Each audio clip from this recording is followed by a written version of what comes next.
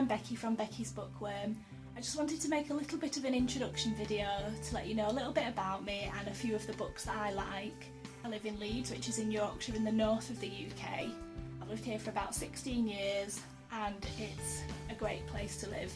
We have a gigantic city centre, lots to see and do, but we're also really near the countryside, which personally for me, I need to be near some greenery for my own sanity. Lovely tea. So what else do I love? I love books, obviously. I've always liked books ever since I was a little kid. I used to go down to the local library and get as many books as they'd let me take out and take them home and devour them.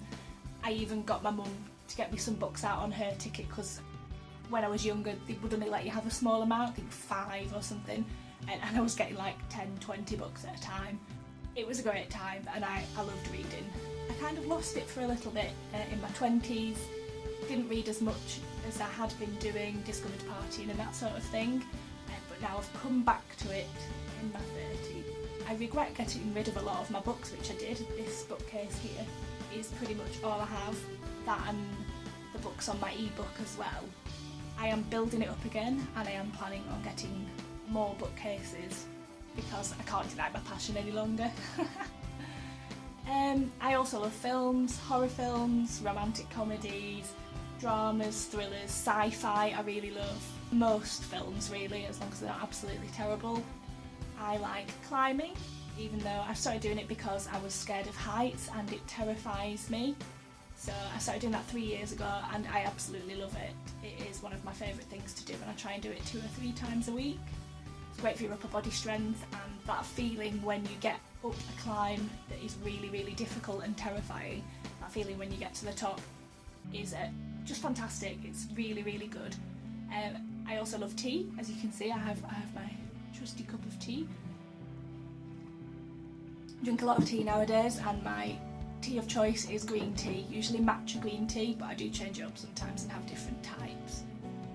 Okay, so a few of my favourite books. This is by no means in order or exhaustive. This is just when I suddenly thought, okay, quick, note down 4 of your favourite books. These were the ones that came up at the moment.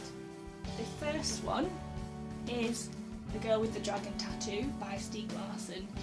I realise these are quite old books and they're also part of a trilogy.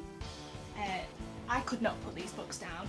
They are so well written, I was on the edge of my seat. Brilliant story, twists, turns, scary, dark, great character development, and the films are good as well, which sometimes doesn't match up, but yeah, really, really very good. So yeah, that's that. Next one is Shantaram by Gregory David Roberts. This is a big book, but it does not feel like that. It's really easy to read, the story's really good. It's about a guy who escapes prison in Australia and somehow ends up in India. The people he meets, experiences that he has are all in this book, and it's just so well written and you really like the guy, and the story's just really easy and pleasant. Another book I didn't want to end. There is a sequel coming out to this actually. I'll be interested to see what it's like and where the story goes. I will probably talk about it once I've read it on my channel. So the next few books I actually only have on ebook, so I don't have physical copies to show you. First one is Caitlin Moran, How to Be a Woman, which is an autobiography by Caitlin Moran. If you don't know who she is, she's a very funny lady. I would recommend reading some of her books if you can.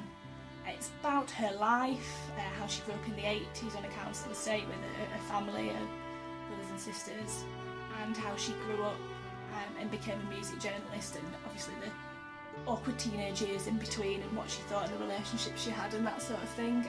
It's just really good. The next one is Amanda Palmer, The Art of Asking. Most inspirational book I've read in a long time.